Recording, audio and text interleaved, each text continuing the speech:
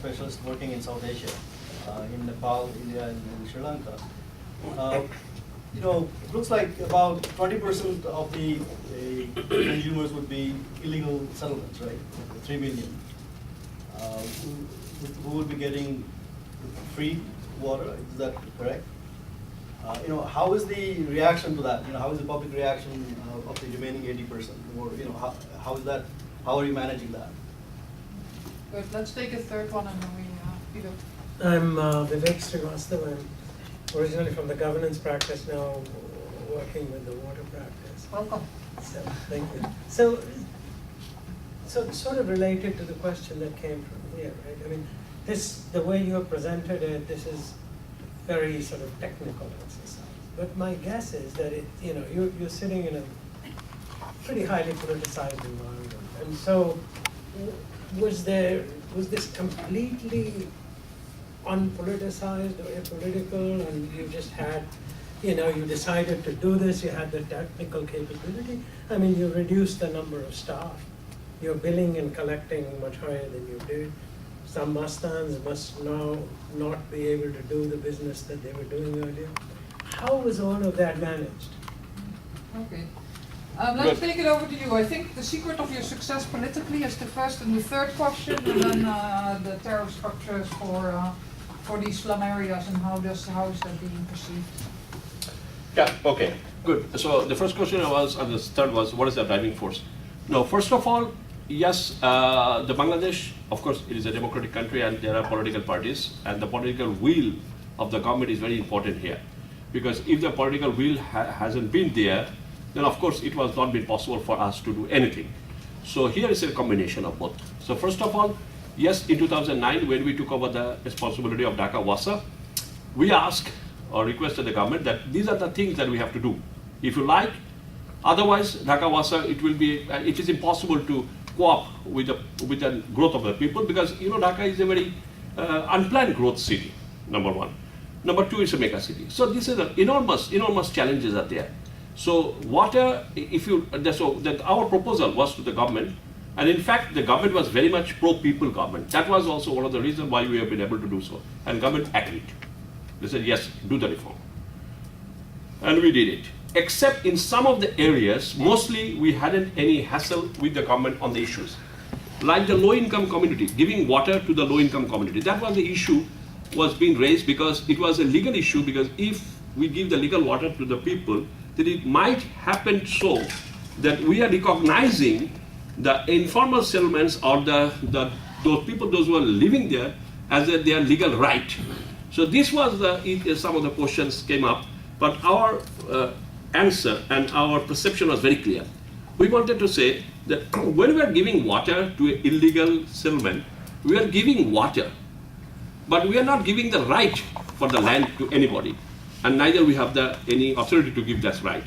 So if the government want to evict them from that land, okay, that will go.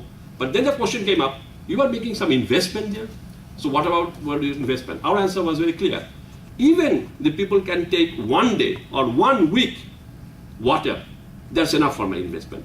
Because people cannot survive with the water. So giving water to person is also your holy responsibility. So even if we have, and the investment is not much. So even if you invest something and after 1 year or after 1 month government decided to evict those people from that land, we don't mind. So that was our answer, and everybody accepted that answer. That is, government was not unhappy. They accepted that, and they authorized us to go for legal water connection. Yes, one of the main challenges was that the Mastan, the vested interested group, because I also faced that in Bangalore when I was being asked that how you've been able to give legal water to the low-income community, because here we can't. I said, why you can't? Because of the political interference. Because all those Mastans are related with different, political groups. So if you like to eliminate them, that is go for legal water, then those groups will go and the political pressure will come on you.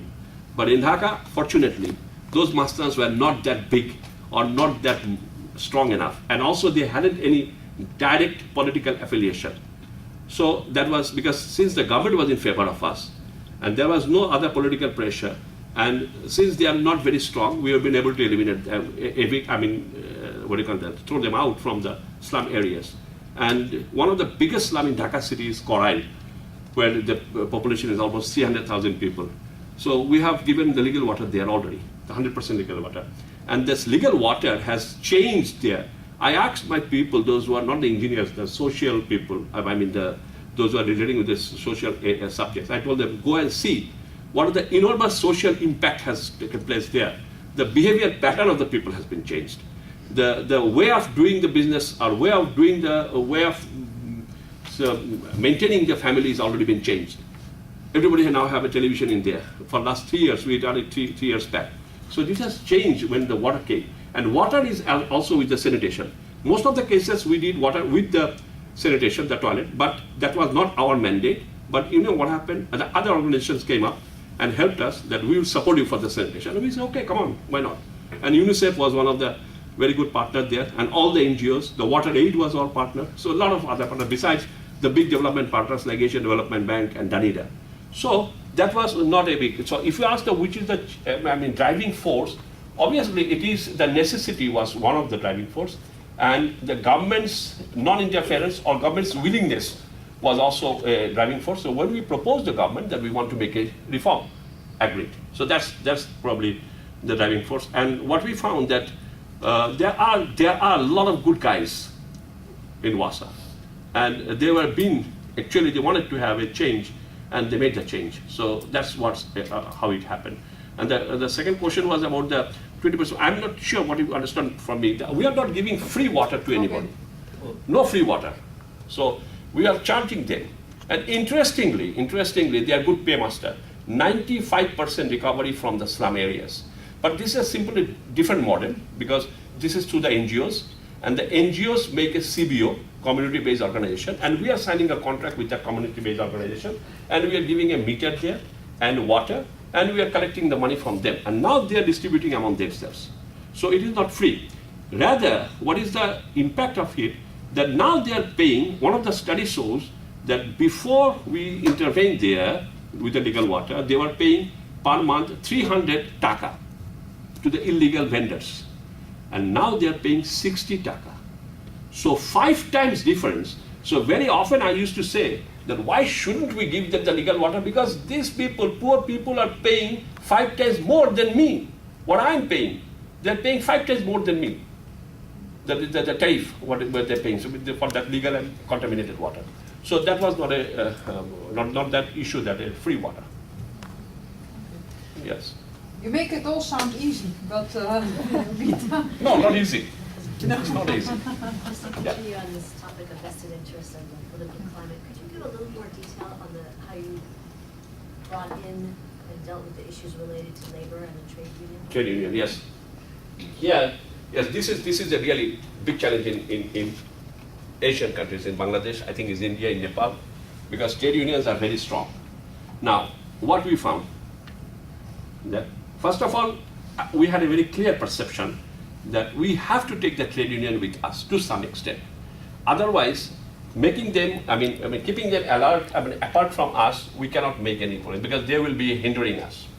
So that was the first concept. So what we did, when we first came to the responsibility of Dhaka was in 2009, we found that interestingly, there wasn't any CBA, that is collective bargaining agent election, for last 18 years. So there was no election.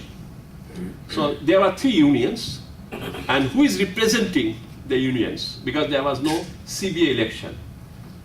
So I asked them, do you want the election? They said, oh, nobody wants to give us the election. I said, okay, I'll give you the election. So we have decided that to give election for making a CBA. And 3 of the union was happy, and 1 of the union was very strong, and that was also pro-government. That was also one of the plus points for us. So they said, yes, we were ready to have an election. So we made the election through, there is a procedure is there, through the labor department and other things. So we asked the labor department to make the election, and the election took place.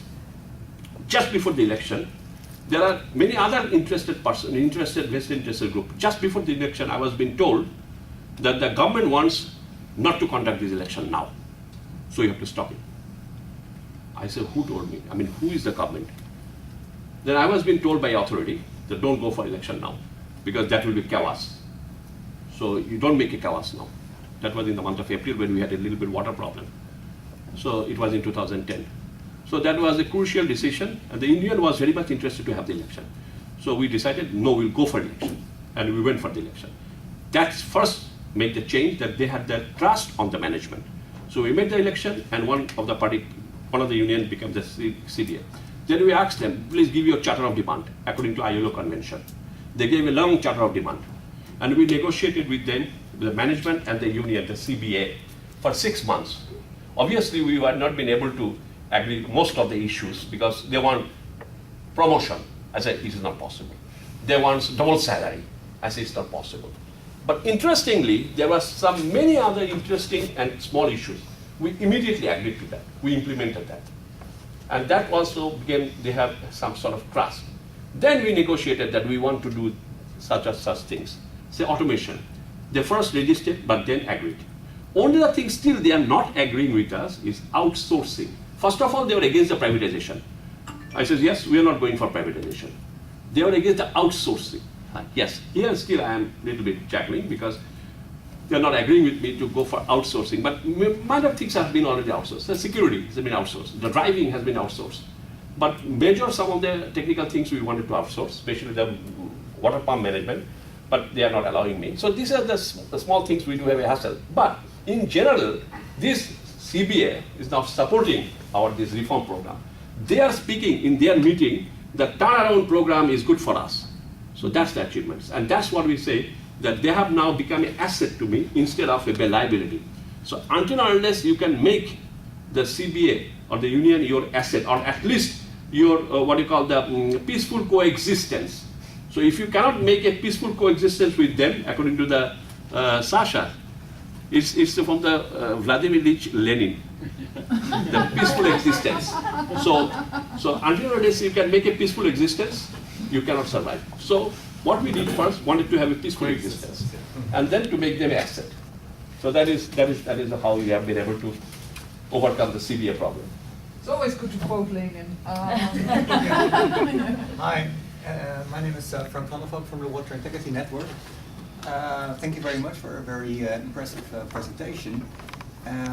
Knowing Bangladesh a little bit, I could imagine that you faced quite a number of problems in relation to integrity issues and the corruption issues which come about, both at pretty high level in terms of interaction with vested interest groups, including politicians, but also petty corruption going on. Could you tell a little bit more about the challenges you face there and perhaps still continue to face, and how you go about that? Good. Yes, that's what I saw. Lack of transparency. That was a big challenge, and in and out everywhere. So in what we have done, first of all, I believe that as soon as you go for automation, more and more automation, you are reducing more and more corruption. I don't know whether you agree or not, but that's true. And what at the beginning we told and we adapted in our reform program, as much as possible automation, any sort of, because that's also in line with the declaration of the Prime Minister Sheikh Hasina of Bangladesh, that is digital Bangladesh. She wanted to have a digital Bangladesh by 2021. That's the announcement of the Prime Minister of the government. So we also announced that yes, we want to make a digital WASA. What do you mean by digital WASA? 100% computerization, 100% automation, as much as possible. So here, that has also eliminated two problems. One, of course, corruption, and another, the manpower. Because the union never wants that you should cut your manpower, never. But at the same time, they want that we should fulfill that digital Bangladesh, because they are government party. So I told them, so we are in line with the digital Bangladesh, we are doing digital WASA. So in order to do digital WASA, we have to do some of the people. But only the thing that I told them, that no, we are not going to retrench any employee, but we are refraining from hiring people. In fact, for last 5-7 years, hardly we have hired any people in the lower level. But of course we hired in the higher level, like engineers and technicians and the financial guy and this sort of thing, but not in the lower level, because we are reducing the people. So that they agree that we should not retrench anybody, but we will not hire. And For corruption and other things, yes, first of all, the system, I still believe the system will take care of that. Because by giving a lecture that please don't do corruption, it will never be stopped. So you have to find out a ways and means how you can reduce that. And that we have tried in every stage. We found the ways and means, the way of doing the business, the way of handling the situation in such that there is a less scope for your corruption. As well as we try to, still we are trying, yet not fulfilled, that is we are changing our organogram and the pay scale. Because I told that if my engineer is getting 40,000 taka and a private engineer is getting 80,000 taka, then how can I tell my engineer don't do anything? So I have to bring them at that salary, and then I can say, yes, don't do it. But anyway, I think it has been, I will not say, yeah, drastically it has been reduced. And hardly, except in the very low level, there are any misdoing, or you can say the question of integrity or the corruption is there. And it is due to mostly the adoption of computerization and automation. So that is basement, and some of the system change. Because, how can I explain it? Okay, something like that, there was told that the meters, there was some misdoing by the meters, by the meter reader. So what I did, I changed the meter and brought the meter which is not possible to manipulate. So how can you do now?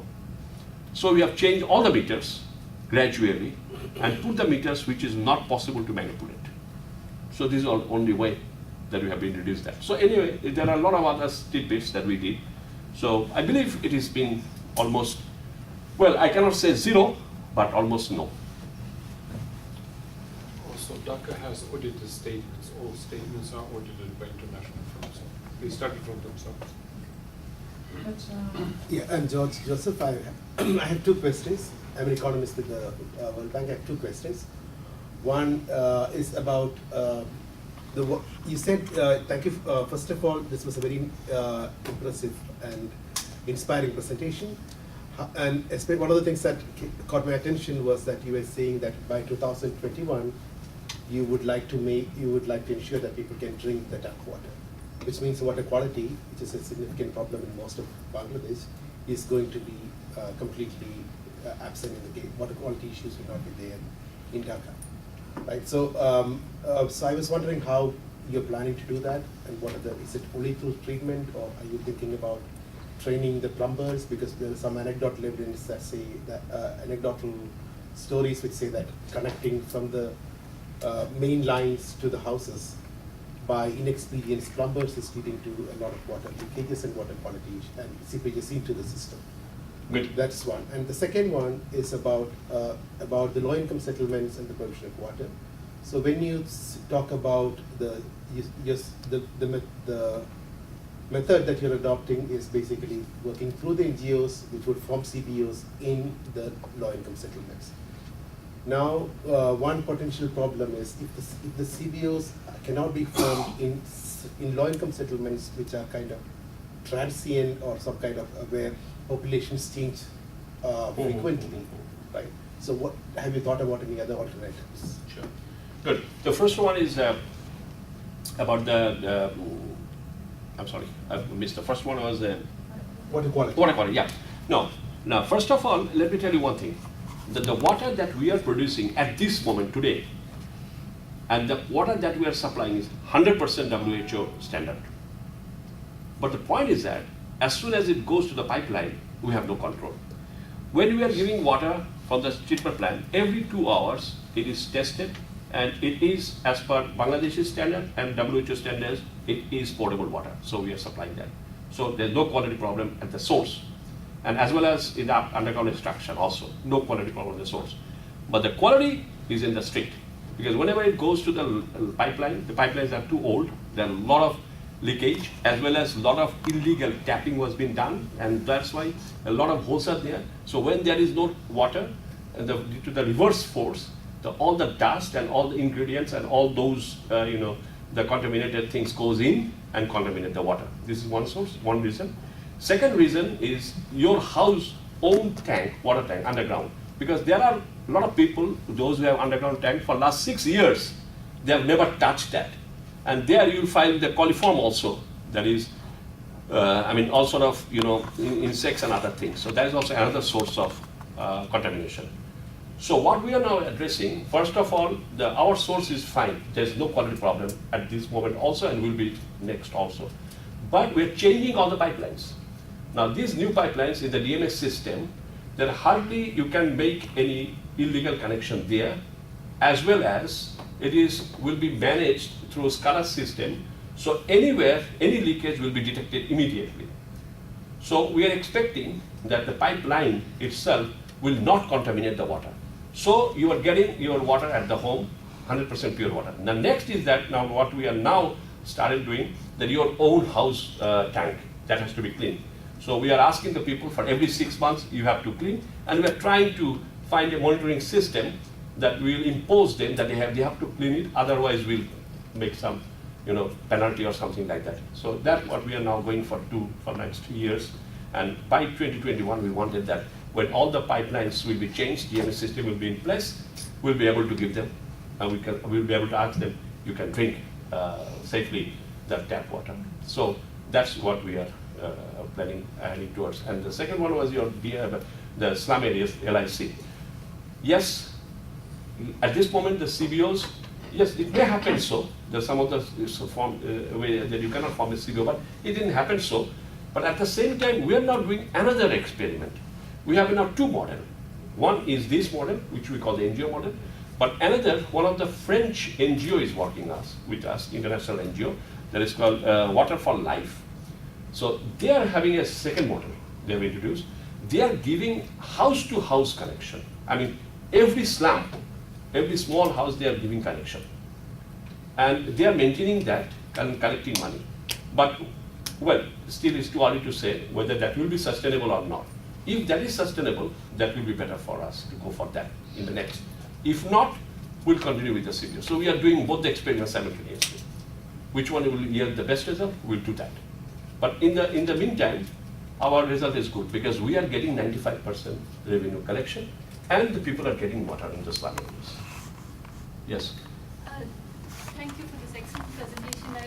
I'm from the South Asia Disaster Risk and Climate Unit, and this is a little bit different from the first part of it, but you also mentioned the discharge planning, master plans. I was wondering about how Dhaka is preparing for some of these, like their flooding events and those kinds of issues, because that then changes your normal business as usual strategy. So how are you sort of going about that? Yes, because whatever we do have in the master plan for sewerage, that what we are now taking care of that. You know what happened? That Dhaka city does have 4 peripheral rivers surrounded by wonderful rivers. But unfortunately, those are so polluted that we cannot take water from there for our treatment. Now we are bringing water from the rivers which is 22 to 35 kilometers away from Dhaka city. Why? Because we cannot take that water. So who is contaminating that water? There are a lot of other reasons. But one of the reasons, 15%, that one of the studies says that 15% of that pollution is done by us, means the human extraction, because we are supposed to take care of that. That is sewerage problem. Yes, that is the reason why we are going for 100% sewerage pipeline sewerage system. Because at this moment what happened, these sewerage are going as a runoff to the canals, and through the canals is going to the river and polluting the river. So here, as a temporary measure, we have taken a program, of course not we, but the government of Bangladesh, as well as World Bank is also supporting that is fecal sludge management. So we are taking care of that, but at the same time, we are adding with our sewerage master plan implementation, where we are looking forward for 100% pipeline sewerage that will stop that 15% pollution of the river. Right. I was also talking about the discharge of, say when you have flooding and you need to, you have storm water draining, the draining into your system, and how do you bring that water out? That's what I'm saying. That is, this sewerage unfortunately is going to the canals and our stormwater drainage and contaminating the river water. Right. So that's what we have to do. We have to arrest that sewer not going to the stormwater drainage, and that's what we are adding towards. Yes. My name is Backstrom. I'm a Swiss secondee to WSP, and I have 2 questions related to quite some others. And thank you very much for the very good presentation. The first one, as I understood, currently it's 22% of sewage coverage. right? At this moment, pipeline And sewerage coverage. And in 10 The years, city wants about and in 10 years, it's about to be 100. Well, From ambitious, what I but we understood. wish. Okay, because this is in fact quite an ambitious goal. What challenges do you see, and do you consider as well some on-site sanitation? This would be my first question. And the other one, which was a little bit also related with well, access, and you said that I think in the slums,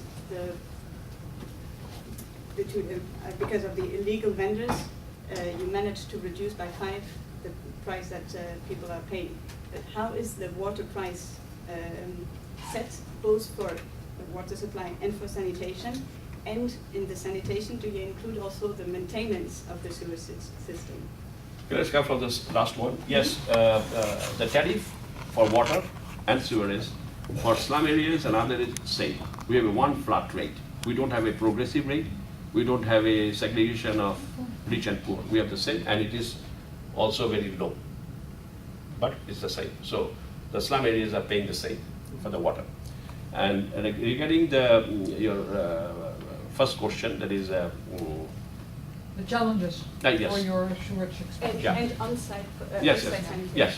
Of course, it's a big challenge. And what we are seeing that, of course, it's a big challenge. It's ambitious, but until and unless we go for 100% pipeline sewerage system, it is not possible to stop the contamination of the rivers and other water bodies of the city. Number one.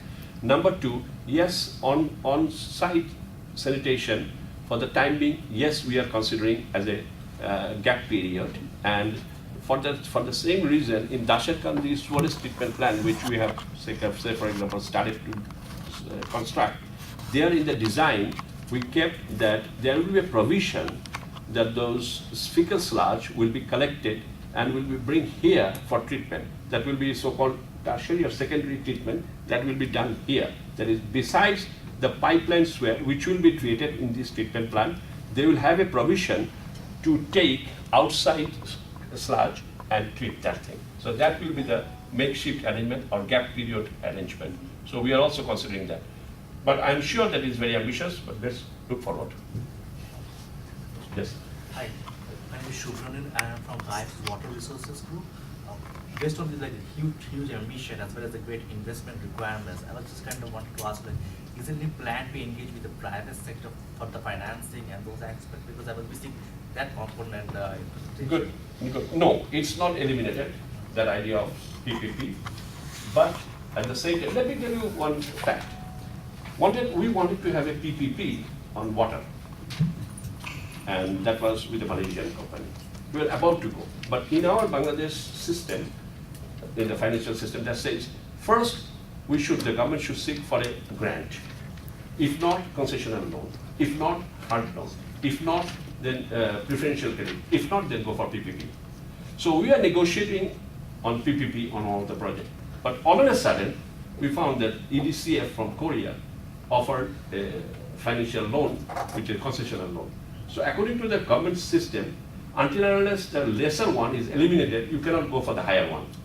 So we have to stop that. So we do not eliminate the proposition or the engagement of private public partnership. But if you ask me about the PPP, we are doing PPP already, because when you are doing DBO or BOOT, not BOOT, BOO, build, operate, not own, BOT, build, operate and transfer. That's also sort of PPP. And when we are outsourcing some of the work, that's also PPP. So in that way, we are doing the PPP, but in the form of that as a concessional agreement or something like that. Well, not yet, but we do not eliminate the possibilities. Okay, any other questions? Yeah. Hi, my name is Aroha Bangana and I work with WSP. Thank you for the excellent presentation. You mentioned that you have 100% automation of billing and payment. So, but that assumes that you have 100% penetration of internet and that everyone has access to online banking or credit card, which is... Oh yes, so, every customer has. So every customer in Dhaka will have, how do, I mean, you were saying that everyone has access to internet? Everybody, I mean, if he doesn't have internet, that's a different, but he does have the access to internet if he wants to go to the internet. Say for example, we have every customer does have a 10-digit unique number. So he can go to the website and just put his number and see his own bill. He can make a print of the bill and go to the bank and to pay it. Or even he can just see that and then he can pay through a credit card in the internet. Or he can pay through his SMS, that is through the mobile phone. Or he can go to the bank and just tell that this is my number. Please tell me what's my bill. The bank teller will tell you and then you can pay there. Okay, so, but this is like the middle class. What about the poor customers though? I mean, of course, poor customers, if you say the LIC, it's a completely little bit different because LIC group, they are collecting, I mean, nobody is collecting money. Everybody has to pay in the bank, either in the bank or in the internet, whatever it is. So we are sending the bill and they're going to the bank and paying it. But if they wish, they can go to the internet because every customer does have a 10-digit unique number. So they can go to the website and see his own bill. Now, if you don't want to go, that's your business. So you're saying that for normal customers who have a house connection, this is not an obstacle, the internet or a bank account, and that for in the low income areas, because you have this kind of bulk bills to community-based organizations, which then collect from the households, the problem is not there because the community-based organization will have access to the payment system. No, Is that correct? just a minute. Say a CBO Yeah, consisting of 10 families. yeah, And that CBO has having a meter. yeah. So he's a customer. I mean, that CBO is a customer. CBO is customer. And that customer has a 10-digit number. Yeah, Now he can go to the internet yeah. and pay his bill. But of course, he's not going to the internet, not paying that Yeah. method. He's just going to the bank and With the paying cash. with the paper Yeah. and with the cash. Okay, so you go with the cash and you pay at the teller. In the bank, he's going to the bank and paying. Okay. But he can also go to the website Yeah, and find his 10-digit number yeah, and pay online. yeah. So even without a bank account, you can actually pay cash in the bank, but you eliminate the payment offices in the utility. Okay. Yeah, let's take a few more and then we'll wrap up. Hi, I'm Sabrina Hawk. I work for WSP. Thank you again for the presentation. I was just wondering, how does this reform address intermittency problems, water shortages, and ensuring access, 24/7 access to piped water supply? And first of all, when we started the reform, what we found? That we have a shortage of water. Number one. Number two, we found that the water that we are using is not environmental friendly. There is extraction of underground water. So we have taken some of the decisions that we will have, first of all, at the interim period, we must have 100% water. Otherwise, if you start doing a reform and if you don't provide water at this moment, there will be chaos. So we have decided to increase our production. That is increasing our underground hole extraction, our underground boring. We increased that. We made a substantial number of extra deep tubers, installed extra deep tubers immediately. When we found where is the shortage of water and why the shortage, so we negotiated with the area people because we have to get a land for this deep tuber installation. And that's land we usually get from the other government organizations like city corporation, like city development authority, like water development board or other. So we started collecting land from them and installing enormous number of, enormous means as much as possible in 1 year.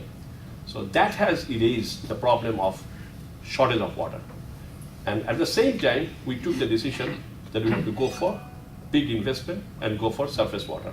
And for that, of course, all other process that started, because this is very lengthy process. You know, the World Bank takes years together to take a decision. So, as usual, it is in Bangladesh also government takes years together so to take a decision on these big projects.